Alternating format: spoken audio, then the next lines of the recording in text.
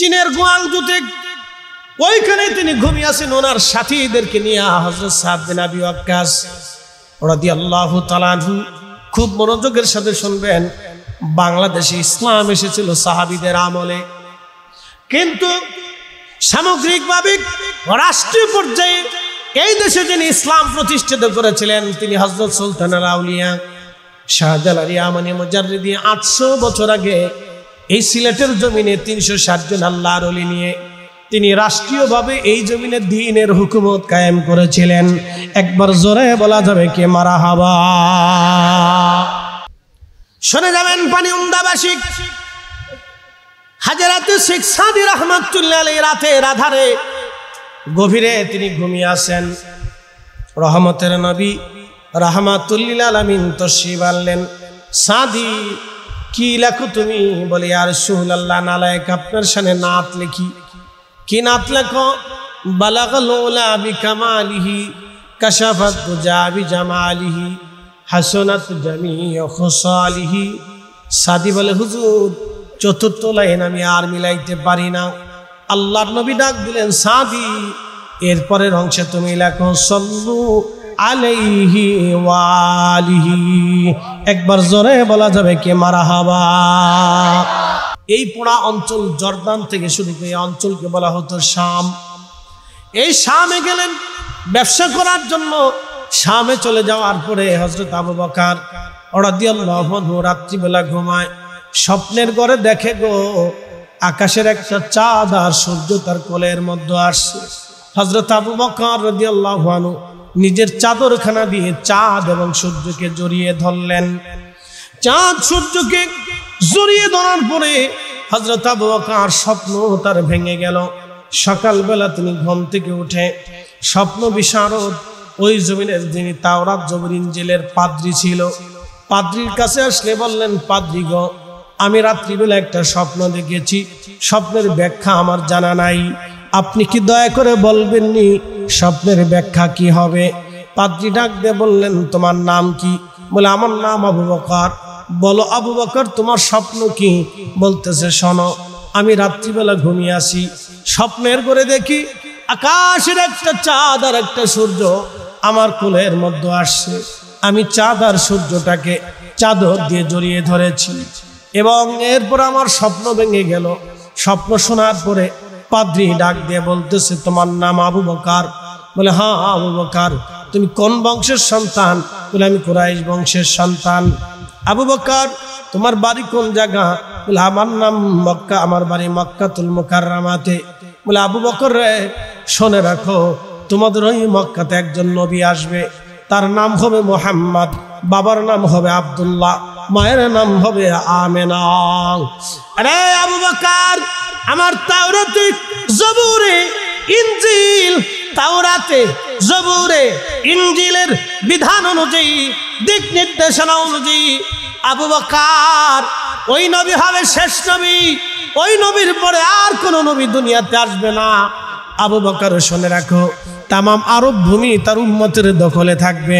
পৃথিবীর এমন কোন জনপদ নাই যে জনপদে ওই নবীর প্রশংসা না ছড়িয়ে যাবে। আবু বকর, তোমার জন্য একটা সুসংবাদ হলো, তুমি যেহেতু স্বপ্ন দেখেছো, এই স্বপ্নের কথাও তাওরাত জবর ইনজিলে লেখা আছে। আবু বকর, তোমার স্বপ্নের তাবির অনুযায়ী আমি জানতে পারলাম তুমি হবা সেই নবীর সাথী, সেই নবীর সাহাবী। আরো তোমার জন্য একটা সুসংবাদ আবু বকর, তুমি হবা সেই নবীর উম্মতের পা। চিৎকার মেরে জোরে বলেন না মারহাবা। কোরআন নাজিল হওয়ার পরে প্রিয় নবী দাওয়াত দিতে লাগলেন। আবু বকরও দাওয়াত পেয়ে গেলেন। হেঁটে হেঁটে নবীজির বাড়ি গেলেন, সালাম দিলেন। আল্লাহর নবী মুস্কি হাসি দিয়ে বললেন, আবু বকর আসো। আবু বকর বললেন, হুজুর, আপনি তো আমার সাথী ছিলেন, খেলার সাথী, চলার সাথী, কাজের সাথী, আমি আপনার সাথী ছিলাম। হুজুর, আপনি যে নবী, প্রমাণস্বরূপ আপনি আমাকে একটা মুজেজা দেখায় দেন। আপনি যে নবী, একটা মুজেজা দেখান আমাকে। প্রিয় নবী মুস্কি হাসি দিয়ে বলেন, আবু বকর, তুমি সিরিয়াতে ব্যবসা করতে গিয়েছিলা, ব্যবসা করার সময় তুমি রাত্রিবেলা ঘুমাইছিলে, স্বপ্নে একটা চাঁদ আর সূর্য এসে তোমার কোলের মধ্যে ধরা দিয়েছিল, চাদর দিয়ে জড়িয়ে ধরেছিল। সকালবেলা পাদ্রীর কাছে যে স্বপ্নের তাবির নিয়েছিলাম। আবু বকর তাবিরের ব্যাপারে পাদ্রী আমার কথা তোমার কথা তো বলেই দিয়েছে। আবু বকর এরপরেও কি তুমি মুজিজা দেখতে চাও? আবু বকর ডাক দে বলে, হুজুর স্বপ্নের কথাও আপনার খবর আছে, আর দেরি না, আপনার জবানে মিলে পড়ে দেন লা ইলাহা ইল্লাল্লাহু মুহাম্মাদুর রাসূলুল্লাহ সাল্লাল্লাহু আলাইহি ওয়াসাল্লাম। উম্মত কি স্বপ্ন দেখে নবীর দরবারে খবর হয়? উম্মত নবীর শানে কি লেখে? দরবারে মুস্তাফাতে তার খবর হয়। উম্মত কি লেখে? দরবারে মুস্তাফাতে তার খবর হয়। উম্মত কি বলে? দরবারে মুস্তাফাতে তার খবর হয়। একবার জোরে বলা যাবে কি মারহাবা? শুধু তাই নয়, আজকের মাহফিলটাও দরবারে মুস্তাফাতে খবর হয়ে যায়। হযরত মাওলানা আব্দুর রহিম মুহাদ্দিস দেহলভী রাহমাতুল্লাহ আলাইহি প্রত্যেক বছরে বাড়িতে মিলাদুন নবীর মাহফিল দিতেন। গরুর গোশত গরু জবাই দিয়ে রান্না করে ভুনা করে খাওয়াইতেন। চমৎকার মেহমানদারি হতো। শাহ ওয়ালিউল্লাহ মুহাদ্দিস দেহলভী রাহমাতুল্লাহ আলাইহি বলেন, আমার আব্বাজান প্রত্যেক বছরে রবিউল আউয়াল মাসে পবিত্র মিলাদুন নবীর মাহফিল দিতেন। এক বছর আমাদের বাড়িতে দারুণ অভাব এসে গেল। দুর্ভিক্ষের কারণে ফসল ভালো হয় নাই, তেমন কিছুই নাই।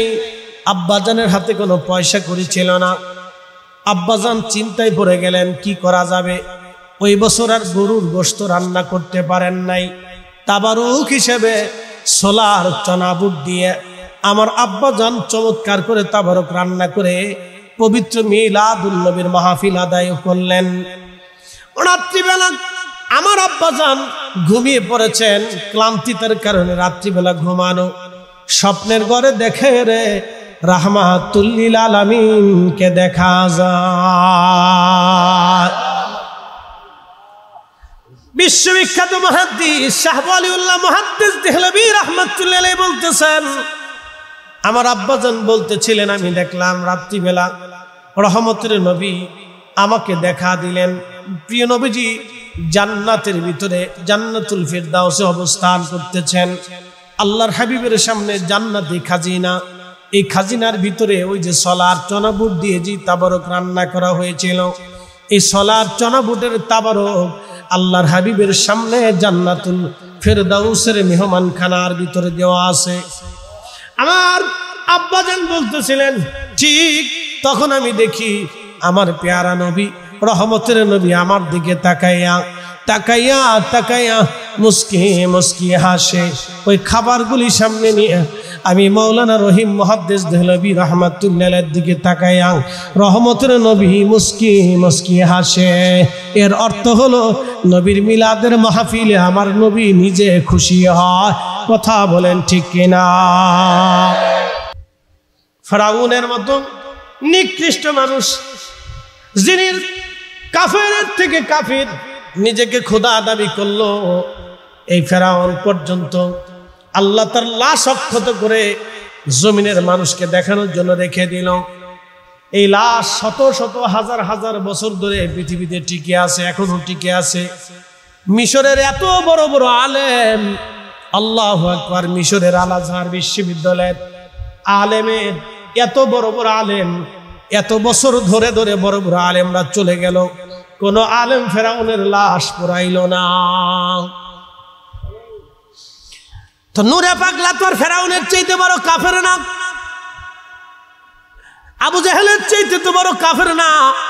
উতবা, শাইবা, মুগীরা, আবু লাহাব, আল্লাহ কোরআনে নাজিল করলেন, তাব্বাত ইয়াদা আবি লাহাবি ওয়া তাব্বা মা আগনা আনহু মালুহু ওয়া মা কাসাব। আবু লাহাবের নামে রব্বুল আলামিন কোরআন আয়াত নাজিল করলেন। আবু লাহাবের বিরুদ্ধে সে মারা গেল, কোন সাহাবী তার কবর থেকে লাশ উঠাইয়া হাড়গোড় উঠাইয়া আগুন দিয়ে পোড়াইল না। একজন নুরা পাগলার মতো একজন পাগল আমি জানি, সে শরীয়তের মধ্যে ছিল না, সে শরীয়ত জানতো না, অথবা সে শরীয়ত মানতো না, সে মারা গেছে। তার কবর তারা একবারে কাবা শরীফের মতো বানাইছে। এই কবর ভেঙ্গে ফেলে দেওয়া উচিত ছিল, তার দরবার ভেঙ্গে দেওয়া ঠিক ছিল, কিন্তু তার কবর থেকে উঠাইয়া আগুন দিয়ে পোড়ানো তোমাদের জন্য এটা নবীর আদর্শের বাহিরে চলে গেল। তোমরা আল্লাহর সিদ্ধান্ত বাদ দিয়ে নিজেরা সিদ্ধান্ত নিয়েছ। অতএব এইগুলি হলো নিকৃষ্ট খারিজিদের কাজ। কথা বলেন ঠিক কিনা? সাদি কি রাখো তুমি? হযরত সাদি লিখতে লাগলেন, বলতে লাগলেন, বালাগাল উলা বিকামালিহি কাশাফাত দুজা বিজামালিহি হাসনাত জামিউ সালিহি। আর সাদি লিখতে পারে না। প্রিয় নবী বললেন, সাদি তুমি চতুর্থ লাইন বলো। শেখ সাদি ডেকে বলে, ইয়া রাসূলুল্লাহি, আমি 3 লাইন পর্যন্ত লিখতে পেরেছি, চতুর্থ লাইনের শের আমি মিলাইতে পারি না। যেমন কাজী নজরুল লিখেছেন, আমি যদি আরব হতাম মদিনারি পথ, সেই পথ দিয়ে হেঁটে যাইতেন নূর নবী হাজারাত, নূর নবী হাজারাত। কাজী নজরুল চতুর্থ লাইন মিলাইলেন, সাদি মিলাইতে পারে না। হযরতে রাসূল করিমের দরবারের শায়ের সাহাবী হাসান বিন সাবিত লিখলেন, ইন্না কাউলিতা মুবাররান মিন কুল্লি আইব, ইন্না কাউলিতা মুবাররান মিন কুল্লি আইব। ও নবীজি, আপনি পৃথিবীতে তশরিফ এনেছেন, আপনার আগে পরে কোনো ত্রুটি নাই, কোনো খাতা নাই, কোনো দোষ নাই, কোনো আইব নাই। একবার জোরে বলা যাবে কে মারহাবা? কান্নাকা কাদ খুলিকতা কামা তাশা। নবী গো, আপনারই অবয়ব সৃষ্টি করার আগে আমার রব মনে হয় আপনার সাথে পরামর্শ করে নিয়েছিল। ওয়াদাম্মাল ইলাহু ইসমান নবী বিইসমিহি ইদা ক্বালা ফিল খামসিল মুআজ্জিন নাশাদ। আল্লাহ আপনি নবীর শানকে এতই উঁচু করে দিয়েছে, আপনি নবীর ইজ্জতকে আমার রব এত উঁচু বানিয়েছে হাবিব। তার বাস্তব প্রমাণ হচ্ছে প্রত্যেক আজানে একামতে, আজানে একামতে, আজানে একামতে 5 বার আপনি নবীর আল্লাহ নামের পরে আপনি নবীর নামের সাক্ষ্য দেওয়া হয়। আশ-শামসু ওয়াল কমারু বিহুসবানি ওয়ান নাজমু ওয়াশ-শাজারু ইয়াসজুদান। সূর্য এবং চাঁদ নিজস্ব কক্ষপথে তারা পরিভ্রমণ করে। চাঁদ সূর্যের লাইনে যায় না, সূর্য চাঁদের লাইনে আসে না। নক্ষত্র যার যার কক্ষপথে সে পরিভ্রমণ করে, কেউ কারো কক্ষপথে যায় না। সূর্য আল্লাহর আইন মেনে পথ চলে, চাঁদ আল্লাহর আইন মেনে পথ চলে, গ্রহ নক্ষত্রগুলি আল্লাহর আইন মেনে পথ চলে। এমন কোন সৃষ্টি পৃথিবীতে নাই, জিন এবং মানব জাতি ছাড়া সবাই আল্লাহর আইন মানে। একমাত্র মানুষ এবং জিন আল্লাহর আইন মানতে চায় না। কথা বলেন ঠিক কিনা? একমাত্র মানুষ এবং জিন, এই দুইটা জাতি আল্লাহর আইন মানতে চায়। মনোযোগ দিয়ে, সূর্য তার পথে চলমান। হাসান বিন সাবিত বলতেছেন, ওয়া শাক্কালাহু লিউদিল্লাহু ফাজুল আরশি মাহমুদুন ওয়া হাযা মুহাম্মদ।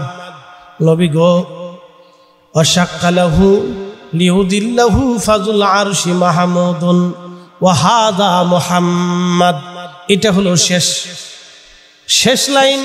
হাসান বিন সাবিত লিখলেন, এর আগে লিখলেন ওয়াদাম্মাল ইলাহু ইসমান নবী বিইসমিহি ইদা ক্বালা ফিল খামসিল মুআজ্জিন আশহাদ। আপনার নামকে এত সমুজ্জ্বল করেছে আমার আল্লাহ, প্রত্যেক আজানে একামতে আপনি নবীর নাম আমার আল্লাহ নামের পরেই আপনার সাক্ষ্য জোড়া দিয়ে দিয়েছেন। আশহাদু আল্লা ইলাহা ইল্লাল্লাহর পরে আশহাদু আন্না মুহাম্মাদার রাসূলুল্লাহ বলে আল্লাহ চালু করে দিলেন। এবার আপনাদেরকে বুঝাই পৃথিবীর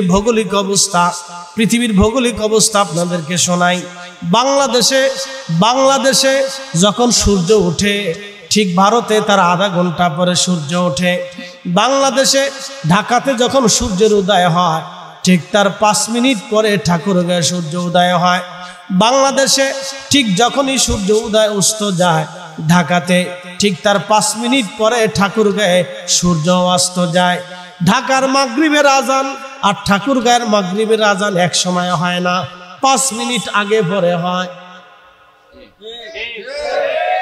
আস্তে বলেন কেন, জোরে বলেন। কয় মিনিট? 5 মিনিট আগেও নবী, 5 মিনিট পরেও নবী। আল্লাহু আকবার। আজান দেয় কে? মুয়াজ্জিন। আজান কে দেয়? মুয়াজ্জিন। ঢাকাতে আজান হলো যে সময়, এ সময় আশহাদু আন্না মুহাম্মাদার রাসূলুল্লাহ, এর 5 মিনিট পরেও এই সাক্ষ্য। তারপরে কলকাতায় গেলে আরো 2 মিনিট, এরপরে কলকাতায় গেলে আরো 2 মিনিট পরে সাক্ষ্য। তারপরে যত আগাবেন পশ্চিমের দিকে যত দূরে যাবেন, মাগরিবের রক্ত তত পিছাইতে থাকবে। যত পিছের দিকে যাবেন, পশ্চিমের দিকে যাবেন, মাগরিবের রক্ত ততই পিছাইতে থাকবে। জোহরের সময় চেঞ্জ, আসরের সময় চেঞ্জ, মাগরিবের সময় চেঞ্জ, এশার সময় চেঞ্জ, ফজরের সময় চেঞ্জ। তার মানে কোনো না কোনো সময়ে, কোনো না কোনো ঘন্টায়, কোনো না কোনো মিনিটে আমার আজান, আল্লাহর আজান সারা পৃথিবীতে ঘুরতে থাকে। আজানের আওয়াজ সারা পৃথিবীতে প্রত্যেক মিনিটের পরে পরে ঘুরতে থাকে। আল্লাহর জিকির পৃথিবীতে 1 সেকেন্ডের জন্য বন্ধ হয় না। আমার নবীর জিকিরও 1 সেকেন্ডের জন্য পৃথিবীতে বন্ধ হয় না।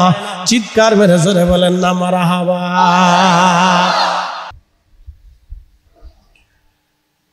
মুসলমানেরা খুব মনোযোগ দেবেন। এই জন্য হাসান বিন সাবিত রাদিয়াল্লাহু আনহু খুতবাতে মিম্বার শরীফে দাঁড়িয়ে আমার নবীর নাত গাইতে লাগলেন।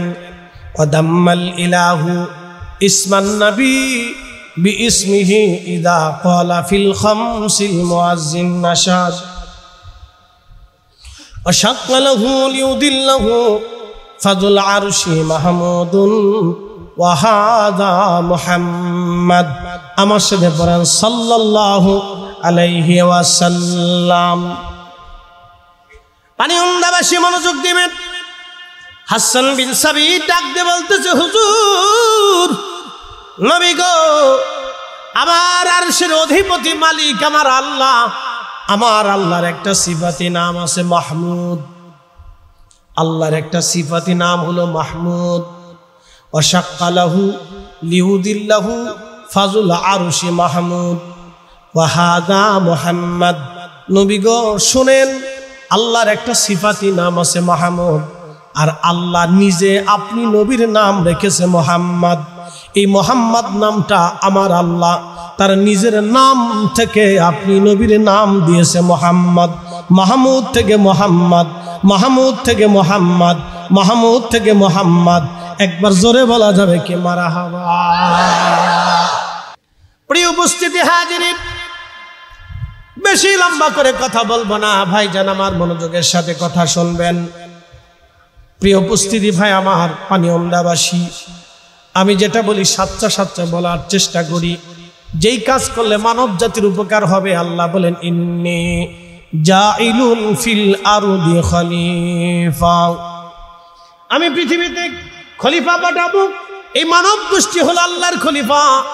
জিনের সাথে আল্লাহর প্রেম হলো না, ফেরেশতার সাথে আল্লাহর প্রেম হলো না, অন্য কোনো মাখলুকের সাথে আল্লাহর প্রেম হলো না। আমার আল্লাহর প্রেম হয়েছে শুধু মানব জাতির সাথে। এই মানব জাতিকে আল্লাহ আকল দিয়েছেন, জ্ঞান দিয়েছেন, মেধা দিয়েছেন, প্রজ্ঞা দিয়েছেন। কোনটা ভালো কোনটা মন্দ মানব জাতি বুঝবে। দেখেন কি আশ্চর্য কথা, আপনাদেরকে আর একটু বুঝাই দিয়ে যাই। আজকে আমেরিকার দিকে যদি তাকান, আমেরিকার মানুষ যারা, তারা খাওয়ার আগে মদ খায়, খাওয়ার পরে মদ খায়। আপনি যদি ইউরোপের দিকে তাকান, তারা খাওয়ার আগে মদ খায়, খাওয়ার পরে মদ খায়। আপনি যদি চাইনা, জাপান, কোরিয়ার দিকে তাকান, খাওয়ার আগে মদ খায়, খাওয়ার পরে তারা মদ খায়। কোনো না কোনো সময় তারা মদ পান করে। মদ খাওয়া জাতি আজকে ন্যায় বিচার করে। তাদের জজ ব্যারিস্টার যারা আছে তারা অন্যায় বিচার করে না। মদ খাওয়া জাতির পুলিশ বাহিনী তারা দেখবেন চোর ডাকাত ধরে নিয়ে যায়, টাকার বিনিময়ে ছেড়ে দেয় না। কিন্তু আমরা কালমা পড়নেওয়ালা মুসলমান জাতি, নবীর আদর্শ মাইনে নেওয়া জাতি, আমরা মুসলমান জাতি, বাঙালি জাতি। আমরা মদ খাই না, আমরা মদ খাই না, কিন্তু আমরা ঘুষ খাই, আমরা সুদ খাই। কথা কর না কেন? আল্লাহ মানব জাতি বানাইলেন, আল্লাহর খলিফা বানাইয়া আল্লাহ পাঠাইলেন। আল্লাহর খলিফা কেমন তারা খলিফা হবে? হযরতে মুসা কালিমুল্লাহর জমানাতে, মুসা কালিমুল্লাহর জমানাতে বৃষ্টি হয় না, বহুদিন বৃষ্টি হয় না। মুসা নবীর উম্মতেরা মুসা নবীর কাছে এসে বললেন, ওগো আল্লাহর নবী, বহুদিন হলো আমাদের জমিনে বৃষ্টি হয় না গো আল্লাহর নবী, আপনি আল্লাহর কাছে দোয়া করে দেন যেন আমার রব আকাশ থেকে বৃষ্টি পাঠায়। হযরত মুসা আলাইহিস সালাম বললেন, ও আমার উম্মত, তোমরা আসো, আমরা বিরাট বড় প্রান্তরে সবাই একত্রিত হয়ে সালাতুল ইস্তিসকার নামাজ পড়ে আমরা আল্লাহর দরবারে দোয়া করি। আশা করা যায় রব আমাদের দোয়া কবুল করবে। বনি ইসরাইলের লক্ষ লক্ষ মানুষ নিয়ে হযরত মুসা কালিমুল্লাহ রওনা করলেন। মুসা আলাইহিস সালাতু ওয়াস সালাম সালাতুল ইস্তিসকার নামাজ পড়াইলেন। হাজার হাজার লক্ষ লক্ষ বনি ইসরাইল সালাতুল ইস্তিসকার নামাজ আদায় করলেন। আমাদের দেশে সালাতুল ইস্তিসকা হয় বলে কি সালাতুল ইস্তিসকা হয়? আমাদের দেশে 6 জনে নামাজ পড়ে, 3 জনে ভিডিও করে, আর 4 জন বসে বসে দেখে। নবী মুসা, হযরতে মুসা কালিমুল্লাহ সমস্ত জাতি নিয়ে বনি ইসরাইল নিয়ে নামাজে দাঁড়িয়ে গেলেন। নামাজ হলো, নামাজ পড়ে হযরত মুসা কালিমুল্লাহ দোয়া শুরু করলেন, আল্লাহ আল্লাহ বৃষ্টি দেন, বৃষ্টি হয়, বৃষ্টি দেন আল্লাহ, বৃষ্টির দরকার। বহু দোয়া করলেন কিন্তু বৃষ্টি হলো না। আকাশে 2-4টা মেঘ যা ছিল উড়ে উড়ে অন্য জায়গায় চলে গেল। বনি ইসরাইল এসে বলল, নবী মুসা, কি দোয়া করলেন আমাদেরকে নিয়ে? দোয়া তো কবুল হলো না, বরং আকাশে 2-4 খণ্ড মেঘ যা ছিল তা উড়ে চলে গেছে। প্রচন্ড গরম পড়া শুরু করেছে। মুসা কালিমুল্লাহ বললেন, আমার উম্মতেরা, যদি বৃষ্টি চাও তাহলে তোমরা একটা ঘোষণা শুনে নাও, জীবনে যে গুনাহ করছো সে চলে যাও, যে গুনাহ করো না সে বসে থাকো।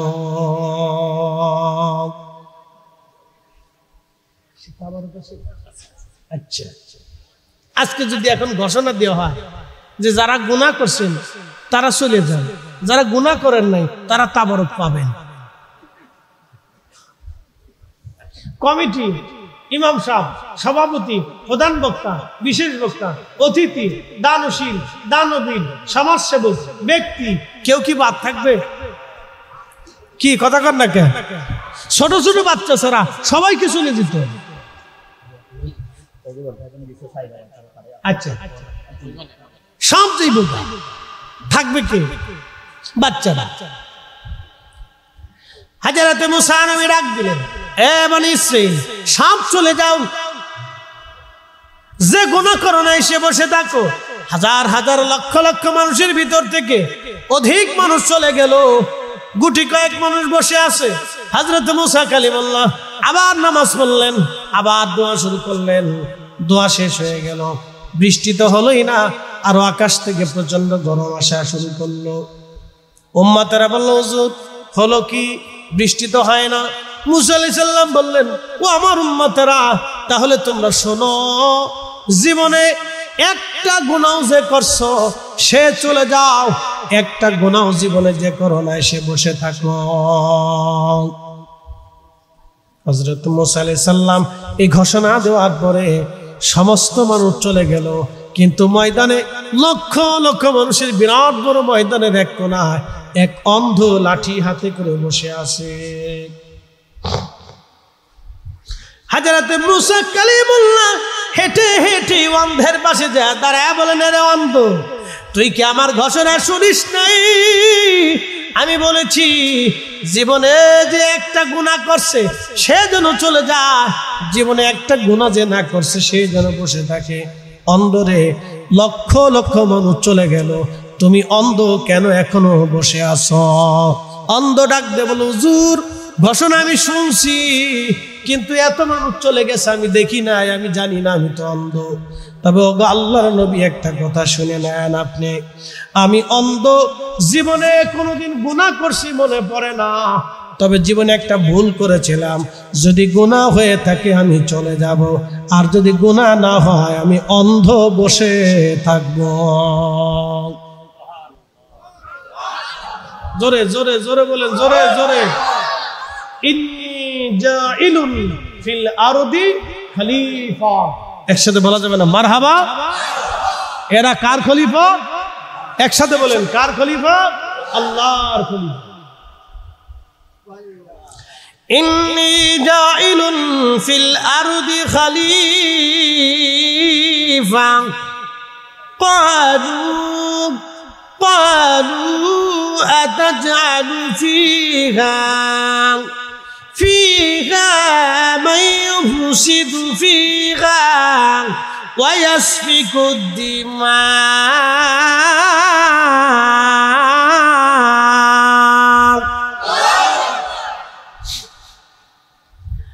ফেরেশতারা সেই দিন বলল, আল্লাহ এমন খলিফা কি দুনিয়াতে পাঠাবেন যারা ফাসাদ করবে,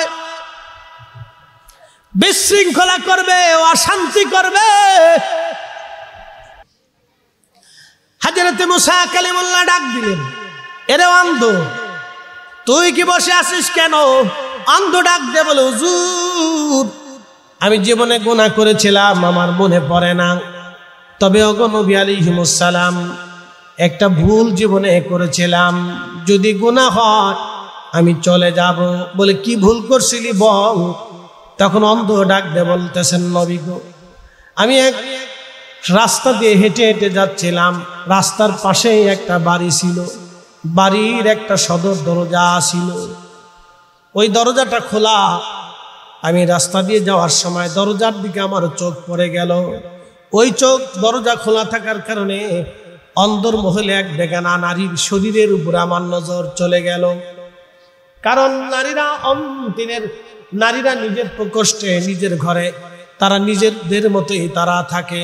কারণ আমি আপনাদের সামনে এখন ওয়াজ করি, আমার মাথায় পাগড়ি, গায়ে জুব্বা, পরনে পায়জামা, মুখে আমার, চোখে আমার চশমা, আমি বসে আছি, আপনারা সুন্দর পোশাক পরে বসে আছেন, উপরে যারা বসা সুন্দর পোশাক। এখন আমি বাড়ি গেলাম, বাড়ি যাওয়ার পর আমি এইভাবে পাগড়ি মাথায় দিয়া, জুব্বা গায়ে দিয়া ঘরের মধ্যে যদি বসে থাকি, আমার স্ত্রী বলবে, বুজুর্গি মাহফিলে দেখাও, আমার ঘরের মধ্যে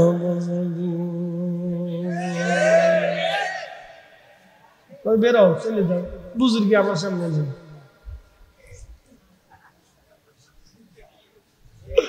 কথা তো সত্য, যার যার ঘরের ভিতরে সে নিজস্ব ভাবেই থাকে, এই জন্য তো ভয়, এই জন্যই বাড়ি, এই জন্য বাড়িকে ঘিরে রাখতে হয়।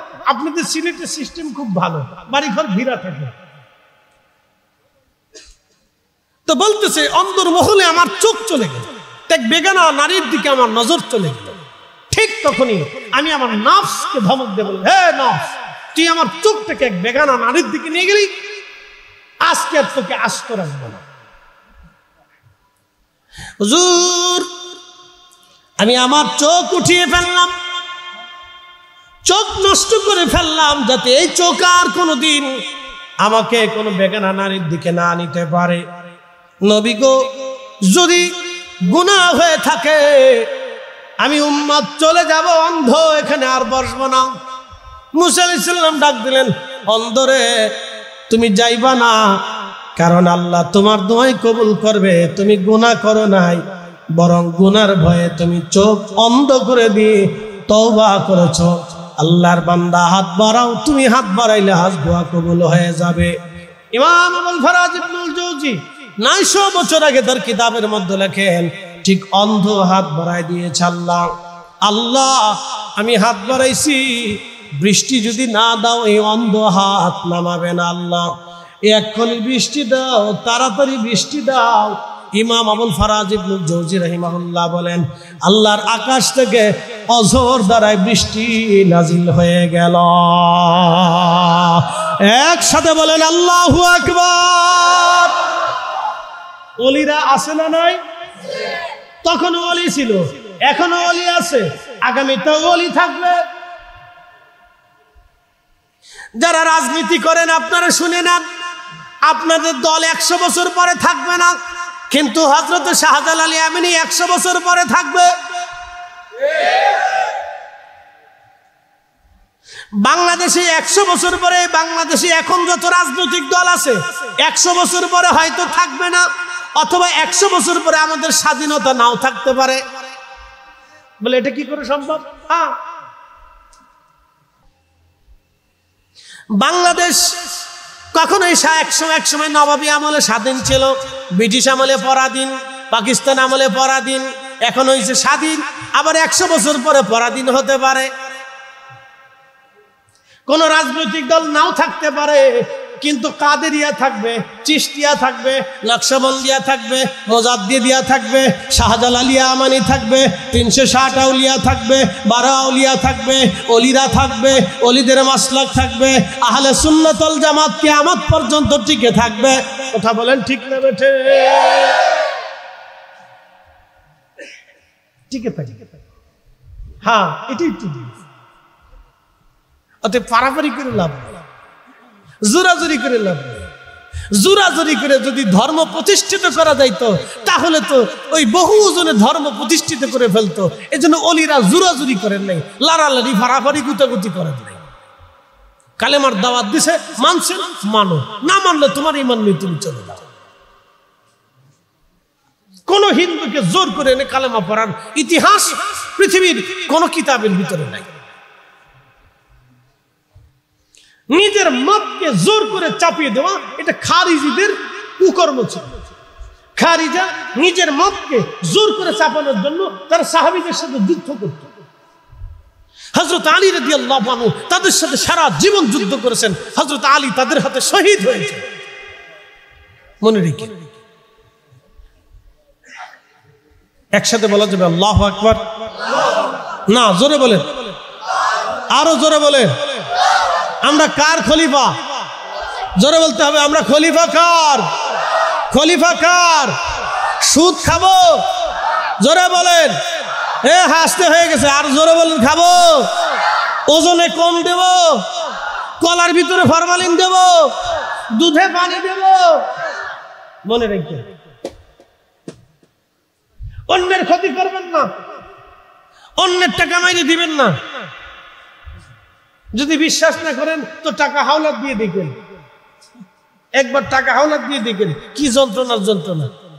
আপনার জুতা থাকবে না, মোবাইল থাকবে না, সম্পর্ক থাকবে না। 2 দিন পর পর ঝগড়া লাগবে, যুদ্ধ লাগবে। কথা খারাপ কিছু ভাই, বাস্তব। এটা হচ্ছে আমরা মানুষ। আচ্ছা বলেন তো, বাড়িতে কুকুর আছে, খাবার খাওয়ান, কুত্তা কি বেঈমানি করে? একসাথে বলেন, দুনিয়ার কোন কুকুরকে বেঈমানি করতে দেখছেন? দুনিয়ার কোন বিড়াল রে বেঈমানি করতে দেখছেন? গাভীরে খাবার খাওয়ান, ও আপনাকে দুধ দেয়, আপনাকে দুধ দেবে, দুধ দেওয়ার পরে ও বাচ্চারে খাওয়াবে। গাভী বেঈমানি করে না, গরু বেঈমানি করে না, ছাগলে বেঈমানি করে না, এই কুত্তা ছাগলে বেঈমানি করে না, কুকুর বিড়ালে বেঈমানি করে না। পাখিরে আদর করবেন, সেও ডিম দিবে। মোরগ মুরগি বেঈমানি করে না, ওদেরকে খাওয়াবেন, ওরা ডিম দিবে। হাঁস পাখিতে বেঈমানি করে না, ওদেরকে খাওয়াবেন, ওরা ডিম দিবে। একমাত্র মানব জাতি, একমাত্র মানব জাতি সন্তান 40 বছর খাওয়াবেন, 40 বছর পরে সন্তান বাপের জবাই দিতে যায়, 40 বছর পরে সন্তান মাকে মারতে যায়। কথা বলেন ঠিক না? উচিত কথার বাত নাই, উচিত কথার বাত নাই, উচিত কথার বাত নাই। মানুষ হইতে হবে আগে। মানুষ যেহেতু মানুষ হয়ে এসছেন, মানুষ হতে হবে, আল্লাহর খলিফা হতে হবে। সেই জন্য আল্লাহর আইনে নিজের জীবন বাস্তবায়ন করতে হবে। আল্লাহ আমাদের তৌফিক দান করুন। সকলে বলে না আমিন। আসেন নবীজিকে সালাম জানাই। ইয়া নবী সালাম আলাইকা ইয়া রাসূল সালাম। খারিজি কে শিখেছে এই চেতনা, এই চিন্তা যদি এইভাবে যদি চলে, তো আগামীর ইসলাম বাংলাদেশের মধ্যে হুমকির সম্মুখীন। বলে হুজুর কারণ কি? সারা পৃথিবীতে মেসেজ যাবে বাংলাদেশে উগ্র জনতা, তৌহিদি উগ্র জনতারা টুপি মাথায় দিয়া মানুষের কবর থেকে উঠাইয়া কবরের মানুষের লাশ পুরাইয়া তারা তাকবীর দেয়। তার উগ্র জনতা বাংলাদেশে উগ্রবাদীর স্থান হয়ে গেছে। এটা আমাদের জন্য আগামীর দিনের ভবিষ্যৎ অন্ধকার। ভবিষ্যৎ অন্ধকার, আপনি জানেন না ভবিষ্যৎ অন্ধকারে দেশে যদি এইভাবে চলে। এক্ষুনি এর লাগাম টেনে ধরতে হবে, এক্ষুনি এর লাগাম টেনে ধরতে হবে। এখনো যদি এর লাগাম টেনে ধরা না হয়, তাহলে আগামীর বাংলাদেশ অন্ধকারে নিমজ্জিত হবে। সারা পৃথিবী থেকে আমাদের দেশের উপর আক্রোশ আসবে। এদেশের প্রায় 2 কোটি মানুষ প্রবাসে থাকে, বিদেশে থাকে। 2 কোটি মানুষ, 2 কোটি, 2 কোটি মানুষ। এদেশের নিজস্ব অর্থনীতি দিয়ে দেশ চলে না। এদেশের নিজস্ব কোনো অর্থনীতি নেই। এদেশ বিশ্ব ব্যাংকের সাথে জড়িত, ওয়ার্ল্ড বিজনেসের সাথে এদের জড়িত। এদেশের লক্ষ লক্ষ গার্মেন্টস শ্রমিকরা কাজ করে। বিদেশি ভাইয়া আর এদেশে আসে, তারা আমাদের দেশের সাথে ব্যবসা করে। এই নেগেটিভ চিন্তা যদি তাদের মগজের ভিতরে ঢুকে, সারা ওয়ার্ল্ড ব্যাপী এগুলি যদি চলতে থাকে, তো আগামীর বাংলাদেশ অন্ধকারে নিমজ্জিত হবে। এক্ষুনি লাগাম টেনে ধরতে হবে। গুটি কয়েক এই নাম বস্তে তৌহিদি জনতার জন্য আমার দেশের লক্ষ কোটি কোটি মুসলমানের কষ্ট হতে পারে না। কথা বলেন ঠিক না বেঠে? এটা শাহজালালের জমিন, শাহপরানের জমিন, শাহ আমানতের জমিন, বদর শাউলিয়ার জমিন, 360 আউলিয়ার জমিন, 12 আউলিয়ার জমিন, তাতার শাহ জমিন, এটা কমরউদ্দিন রুমির জমিন, খান জাহান আলীর জমিন, এটা আল্লাহর ওলিদের জমিন, উলামা ইকরামের জমিন, আউলিয়া ইকরামের জমিন। কথা বলেন ঠিক না বেঠে? 1450 বছরের ইতিহাসে এদেশে এগুলি কেউ করে। 2 দিন পর পর রাজনৈতিক অস্থিরতা, এই অস্থিরতা, সেই অস্থিরতা, মারামারি, কাটাকাটি, খুনোখুনি, হানাহানি, দাবরাদাবি, ফানাফানি, এইগুলি যদি এখনই বন্ধ না হয়, তো আগামীর বাংলাদেশ অন্ধকারে নিমজ্জিত হবে। আমার দেশের লক্ষ লক্ষ ছেলেরা বেকার, আমার দেশের লক্ষ লক্ষ মেয়েরা বেকার, আমার দেশের লক্ষ লক্ষ ছেলেরা বেকার। বাপের হোটেলে খায়, বাপের হোটেলে খায়, বাবা খায়, গাঁজা খায়। কি কথা কন না? এই আসতে কন কেন? ডরায় ডরায় বলেন। তো এইভাবে যদি চলতে থাকে, তো আগামীর দেশ অন্ধকার। আমাদের আলেমদের উচিত ছিল মিলাদুন নবী বন্ধ করা না। আমাদের আলেমদের উচিত ছিল এক টেবিলে বৈশা এখনই এদেশের নেশার লাগাম টেনে ধরা। আমাদের আলেমদের উচিত ছিল পাহারা দেওয়া, দেশে দেশে কোনায় কোনায়, বাড়ি বাড়ি, ঘরে ঘরে পাহারা দেওয়া। যারা এদেশে ইয়াবার ব্যবসা করবে, যারা এদেশে মদের ব্যবসা করবে, যারা এদেশের নেশার ব্যবসা করবে, প্রয়োজন বোধে তাদের বাড়ি আগুন দিয়ে পুড়িয়ে দাও, জ্বালায় দাও। পুরানোর কথা কার বাড়ি পুরাই? আমরা কার বাড়ি ভাঙ্গা শুরু করছে? মাজার, মাজার ভেঙে তোমার অনেক, হ্যাঁ মাজারে তোমার কি করছে? যেটা ভাঙ্গার দরকার, যেটা প্রতিরোধ করে দেওয়ার দরকার। এদেশের 60 লক্ষ আলেম, হাজার হাজার মাদ্রাসার তলবে আলেম, এদেশের পীর মাশায়েখরা যদি এক টেবিলে বৈশা সিদ্ধান্ত নিত, আগামী 24 ঘন্টা পর থেকে বাংলাদেশে কোনো নেশা দ্রব্য আমরা বিক্রি করতে দেব না, খাইতে দেব না, কোনো মদের লাইসেন্স থাকবে না, কোনো নেশা দ্রব্যের লাইসেন্স থাকবে না, সব বার হাউসকে উড়াই দিতে হবে, সব মদের কারখানা উড়াই দিতে হবে। যারা মদের ব্যবসা করবে, যারা ইয়াবার ব্যবসা করবে, যারা নেশার ব্যবসা করবে, তাদেরকে ধৈর্য ধৈর্য আইনা বাজারে শাস্তি দিতে হবে এবং তাদেরকে শনাক্ত কইরা সমাজ থেকে তাদেরকে জুতা করে দিতে হবে। কথা বলেন ঠিক না বেঠিক? আল্লাহর কসম করে বলি, এদেশের লক্ষ লক্ষ যুবক বেঁচে যায়। আমরা তা না করে কি করি? একদল জশ্নে জুলুস করতেছে আর একদল ইট পাটকেল মারতেছে। তোমারে কোরআন হাদিস শিখাইছি কি আল্লাহ এটার জন্য নাকি? এগুলির জন্য তো আলেম না। আলেমদের যে কাজ ছিল সেই কাজ আলেমরা না কইরা কাজ করতেছে উল্টা।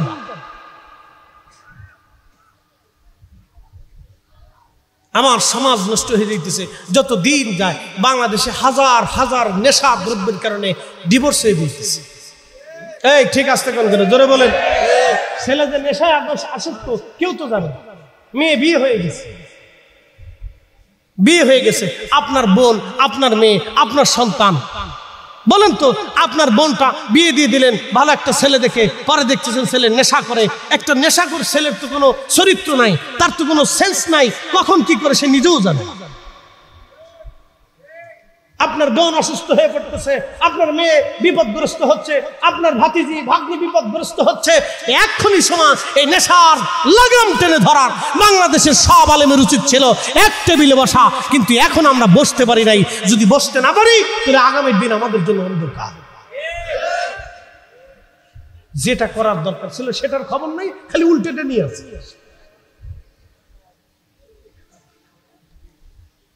আমরা মদ খাই না ঠিক আছে, কিন্তু আরেকটা খাই। শুয়োরের গোশত খাই না ঠিক আছে, কিন্তু কুত্তার গোশত খাই। কি আসতে কোন কেন জোরে বলেন। কষ্ট হচ্ছে নি আপনাদের? হ্যাঁ চলবে, জোরে বলেন চলবে নি? চলবে নি?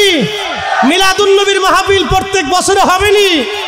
না হাত উঁচু করে বলেন হবে নি, হবে নি, হবে নি?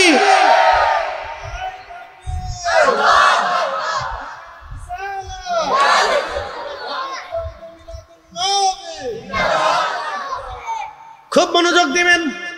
আমরা কালমা পড়নেওয়ালা জাতি, মসজিদের টাকা চুরি করি।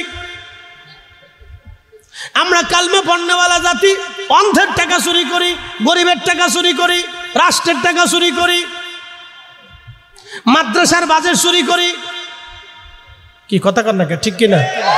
আর ওরা মদ খাওয়া জাতি, ওরা খাবারে ভেজাল দেয় না, পানিতে ভেজাল দেয় না, দুধে ভেজাল দেয় না, ফলে ভেজাল দেয় না, চালি ভেজাল দেয় না। আর আমাদের দেশের প্লাস্টিকের চাল পাওয়া যায়। কালমা পড়নেওয়ালা জাতি, প্লাস্টিকের চাল। কালমা পড়নেওয়ালা জাতি ঢাকা শহরে চিন্তা করি মাঝে মধ্যে দুধ খাই না বুড়িগঙ্গার পানি খাই, আল্লাহ জানে। হ্যাঁ, এই অবস্থা চলতেছে। আজকে খবরে দেখলাম ওই যে ম্যাজিস্ট্রেট যারা খাবার দাবার বিভিন্ন হোটেলে যারা অভিযান চালায়, তারা খোঁজ নিয়ে দেখতেছে যত মরা মুরগি সব হোটেলে চলে যায়। কি বুঝলেন আপনারা? মরা মুরগি কুত্তার কপালে নাই, এটা সব হোটেলে চলে গেছে। এদেশের উচিত ছিল যত মরা মুরগি এদেশের হোটেলে কুত্তার গোশত চালায় দেয়। এদেশের হোটেলে, আমার হাসনাবাদে একজনের হোটেলে রেস্টুরেন্টে কুত্তার গোশত পাওয়া গেছে।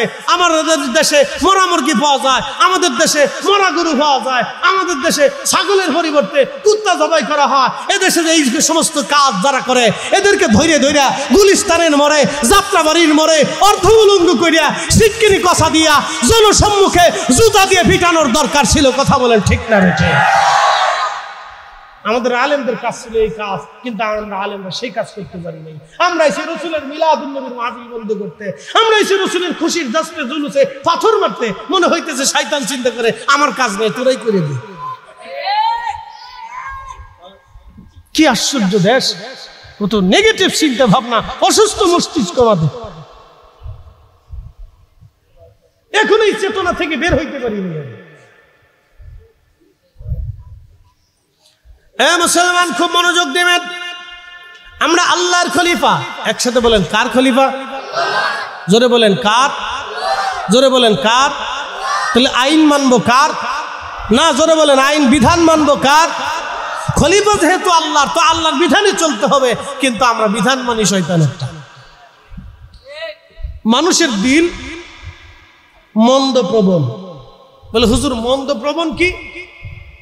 দেখবেন এক পাশে দুধ দিবেন আর এক পাশে মদ দিবেন।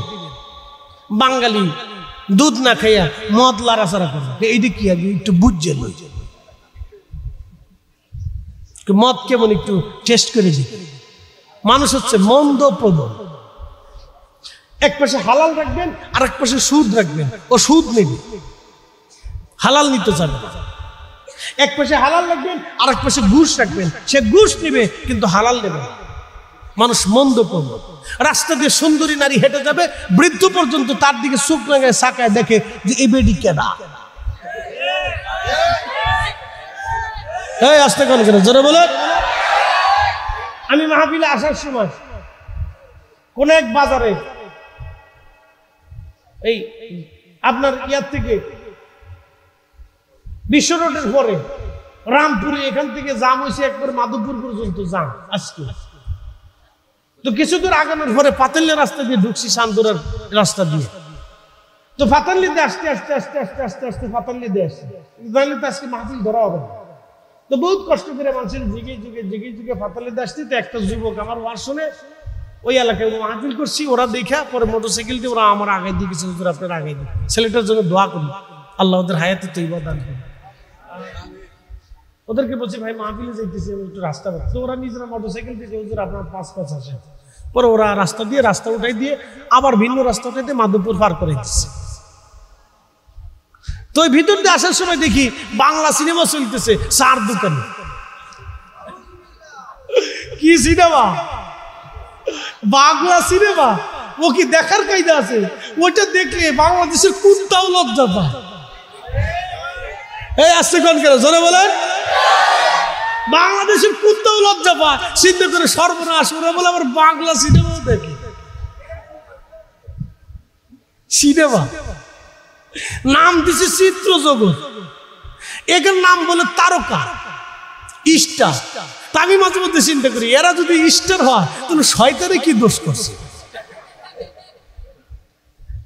বুঝেন, স্টার, বাপরে বাপ স্টার। তো দেখি মুরব্বীরা বসে বসে 4 দোকানে একবারে বাংলা সিনেমা দেখছি, ঢুসুম ঢুসুম ঢুসুম ঢুসুম ঢুসুম, সব দিয়ে এমনি আঁকড়েছে। আমি ওই যে দেখে যে চলতেছে। মানুষ মন্দ প্রবণ। একসাথে বলেন কি প্রবণ? মন্দ প্রবণ। আপনি ফেসবুকে দেখবেন, ভালো কিছু দেখবে না, খারাপ যা আছে এর ভিতরে হুমড়ি খেয়ে দেয়। মন্দ প্রবণ মানুষের দিল হচ্ছে মন্দ প্রবণ, মন্দের দিকে ঘুরে যায়। তখন আল্লাহ বলে লা তাত্তাবিউ খুতুওয়াতিশ শাইতান, হে আমার বান্দা তোমরা শয়তানের ইত্তেবা করিও না। ইন্নাহু লাকুম আদুব্বুম মুবিন, সে তোমাদের প্রকাশ্য দুশমন, তোমাকে ধ্বংস করেই ছাড়বে সে। তুমি মন্দ প্রবণ হইও না, এদিকে ঝুঁকে দেও না। আমি আল্লাহ যাহা হারাম করেছি এই হারাম থেকে হালালের দিকে চলে আসো। ইন্নী জাইলুন ফিল আরদি খলিফা, আমি আল্লাহ পৃথিবীতে আমার খলিফা পাঠাবো, আমার প্রতিনিধি পাঠাবো। দুনিয়ার সব মন্দকে লাথি মেরে যারা ভালোকে গ্রহণ করে নেয় এরা হচ্ছে আল্লাহর খলিফা। কথা বলেন ঠিক না ঠিক? শাহজালাল ইয়ামানি মুজাররিদি আল্লাহর খলিফা, শাহপরান আল্লাহর খলিফা, শাহ মাকদুম আল্লাহর খলিফা, উমরান শাহ হযরতে বদর শাওলি আল্লাহর খলিফা, আমানুত আল্লাহর খলিফা, বাইজিদ বুস্তামি আল্লাহর খলিফা, সাহাবা ইকরাম আল্লাহর খলিফা, তাবিঈন তাবে তাবিঈন আল্লাহর খলিফা, আইম্মায়ে মুস্তাহিদিন মুতাকাদ্দিমিন মুতাআখিরিন, 4 ইমাম 4 মাযহাব 4 তরিকা আল্লাহর খলিফা। কথা বলেন ঠিক না ঠিক? আর আমরা যারা শয়তানের টামানি, আমরা হইছি শয়তানের খলিফা। এই জন্য আমাদেরকে আল্লাহর খলিফা হতে হবে। হযরত রাবিয়া মুসরি খালি স্টার জলসা দেখে আর কেমনে ফাসাদ বানানো যায় এই চিন্তা করতে থাকে। আমি নাম দিয়েছি আনলিমিটেড রেডিও, ব্যাটারি ছাড়া, বিবিসি নিউজ। 10 জন মহিলা এক জায়গায় বইলে পুরো ফটর ফটর করতে থাকে। যদি কেজি স্কুলে যায় দেখবে, বলে হুজুর আপনি কেমনে জানেন? আমার স্ত্রী যায় মাঝে মধ্যে এসে গল্প করে, শুনছুনি এইটা এইটা। বলে কোনটা? বলে বসার কোনো কায়দা নাই। বলে কি হয়েছে?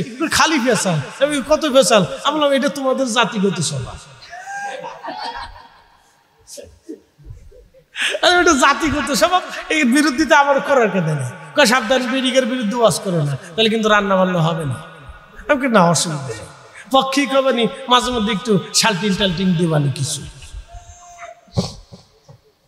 এটা পারিবারিক ফাসাদ। আর একটা হচ্ছে ধর্মীয় ফাসাদ। বলে ধর্মীয় ফাসাদ কি?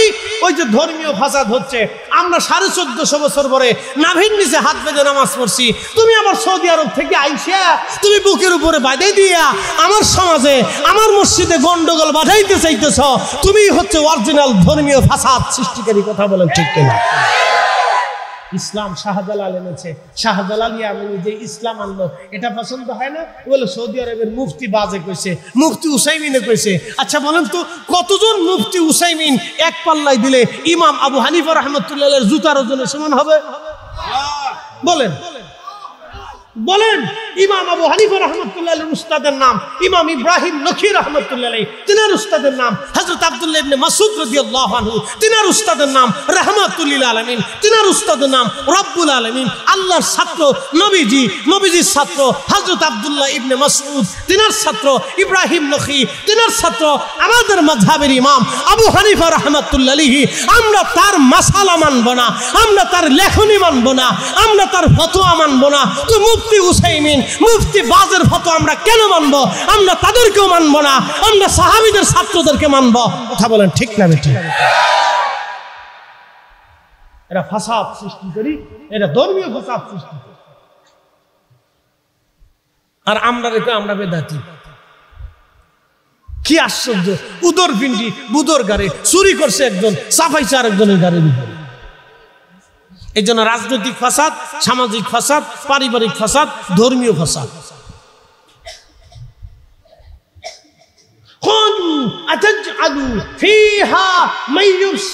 ওরা ফাসাদ করবে, অশান্তি করবে, বিশৃঙ্খলা করবে। আচ্ছা আপনাদেরকে বলি, জবাব দিবেন তো? বাংলাদেশে আমার যতটুকু অধিকার আছে আপনার ততটুকু অধিকার আছে না নাই? একসাথে বলেন, একসাথে বলেন, আছে না নাই? আমি নামাজ পড়বো কি পড়বো না সেটা আমার ইচ্ছা। আপনি জোর করিয়ে আমাকে ধরিয়ে নিয়ে পিটাইয়া মাইরিয়ে নামাজ পড়াইতে বিধান আপনার নাই। এই আসতে কোন কেন জোরে বলেন? আল্লাহর নবীর জীবনে, সাহাবীদের জীবনে কোনদিন দেখছেন কোন সাহাবীকে পিটাইয়া ধইরিয়া মাইরিয়া নামাজ আনছে? হযরত ওমর শাসন করছেন, উসমান শাসন করছেন, আলী শাসন করছেন, আবু বকর শাসন করেছেন, রিদওয়ানুল্লাহি তাআলা আজমাইন। চার খলিফা, এদের মতো খলিফা পৃথিবীতে আর কোনদিন কোন মা জন্ম দিতে পারবে না। এরা খলিফা আল মাহদি। নবী বলতেন ফাআলাইকুম বিসুন্নতি, তোমরা আমার সুন্নাহ মানবে, ওয়া সুন্নাতিল খুলাফায়ে রাশিদিন আল মাহদিন, আমার খলিফায়ে রাশিদকে তোমরা মানবে, কারণ তারা হেদায়েত প্রাপ্ত খলিফা। হযরত আবু বকর, ওমর, উসমান, আলী রিদওয়ানুল্লাহি তাআলা আজমাইন। তাদের জমানাতে বিধর্মীরা বসবাস করত। খ্রিস্টান ছিল, পৌত্তলিক ছিল, নাসারা ছিল, বিভিন্ন ধর্মের ছিল, মাজুসি ছিল, বিভিন্ন ধর্মের মানুষ ছিল। তারা বিভিন্ন ধর্মের অনুশাসন, তারা শাসন মেনে চলতো, বিভিন্ন ধর্ম তারা পালন করত। বলেন তো হযরত ওমর তাদের ধর্মের উপাসনালয় কোনদিন পুড়িয়ে দিয়েছেন? তাদেরকে ধরে এনে পিটিয়ে জোর করে মুসলমান বানিয়েছেন? এমন কোন নজির চার খলিফার জীবনে আছে না? একসাথে বলেন আছে? জোরে বলেন আছে? চার খলিফার জিন্দেগিতে জীবনী পার হয়েছে, বহু কাফেরের সাথে যুদ্ধ হয়েছে, বহু দেশ বিজয় হয়েছে, বহু জমিন বিজয় হয়েছে, বহু সাহাবী জীবন দিয়েছে, বহু শহীদরা জীবন দিয়েছে, অনেক যুদ্ধ হয়েছে, শত্রুতা চলেছে, মদিনা আক্রমণ করতে চেয়েছে, মুসলিম মিল্লাত শেষ করতে চেয়েছে। বলেন তো কাফেরদের যুদ্ধের পরে কাফেরদের লাশ সাহাবীরা আগুন দিয়ে পোড়াই দিয়েছে? জোরে বলেন, কাফেরদের বাড়িঘর পুরাই দিয়েছে, কাফেরদের স্ত্রী সন্তানদেরকে ধরে এনে তাদেরকে হত্যা করেছে, কাফেরদের জমি জমা মাল সামানা গরু ছাগল ধরে নিয়ে চলে গেছে। কিন্তু আমরা দেখলাম কি, বাংলাদেশের দরবার, পীর অলিদের দরবার মাজার ভাঙ্গা তাদের ফ্যান, এই আসবাবপত্র, গরু ছাগল, আন্ডি মান্ডি চুরি করে লয়ে যায়। এই চোরগুলি কারা? এরাই হলো আন্তর্জাতিক খ্যাতি সম্পন্ন সুরার ঘরের সুরা। কথা বলেন ঠিক না? আমরা উচিত বললে আপনি বলবেন মুখ খারাপ।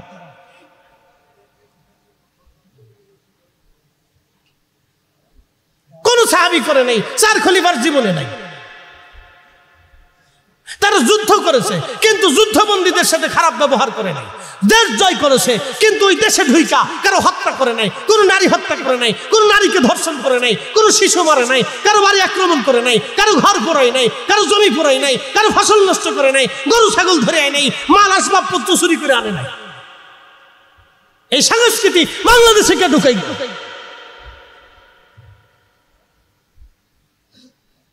এই প্রথাগুলি বাংলাদেশে কারা ঢুকাচ্ছে? এটা খারিজিদের আমদানি করা প্রথা।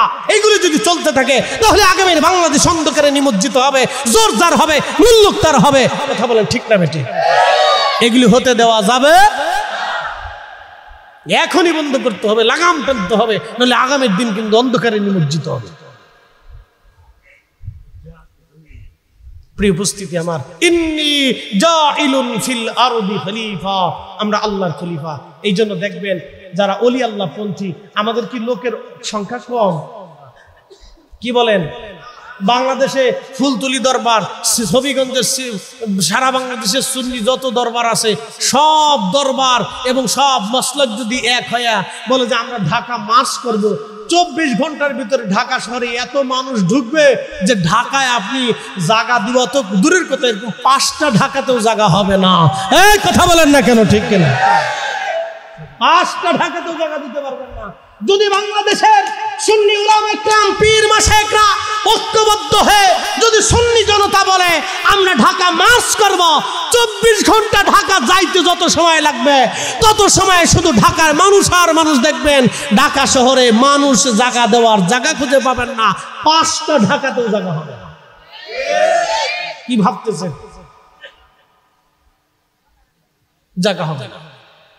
কিন্তু আমরা সহিংসতা কখনো শিক্ষা দিই না। কি কথা কন না কেন? সহিংসতা আমরা শিক্ষা দেই নাই। এই শিক্ষা আমাদের না। দিন খুব আরামের জিনিস, জোরের জিনিসটা। আমি নসিহত করব, এখানে বহু লোক আছেন যারা ফজরের নামাজটাও পড়বে না। ঠিক আসতে বলেন কেন? জোরে বলেন।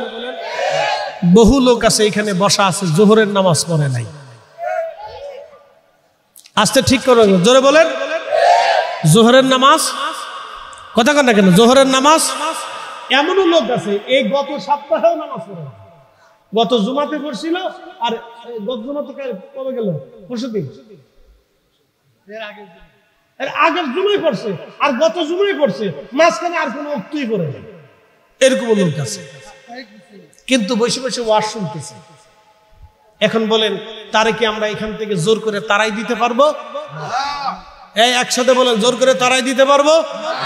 তারে কি কাফের ঘোষণা দিতে বলবো পারবো? সেই লোকটা মারা যাওয়ার পরে আমি কি তার জানাজা বন্ধ করে দেব? এদেশে সুদ করে জানাজা হয় কি হয় না?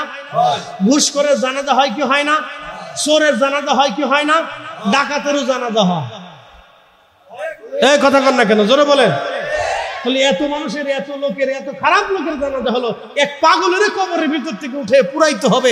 এই সংস্কৃতি বাংলাদেশে কারা আনলো? উগ্রবাদিতা। এইগুলি খারিজিদের আমদানি করা সংস্কৃতি। কথা বলেন ঠিক না বেটে? উচিত বললে মই বেজা হবে। এগুলি লাগাম এখনই টেনে ধরতে হবে, এখনই লাগাম টেনে ধরতে হবে।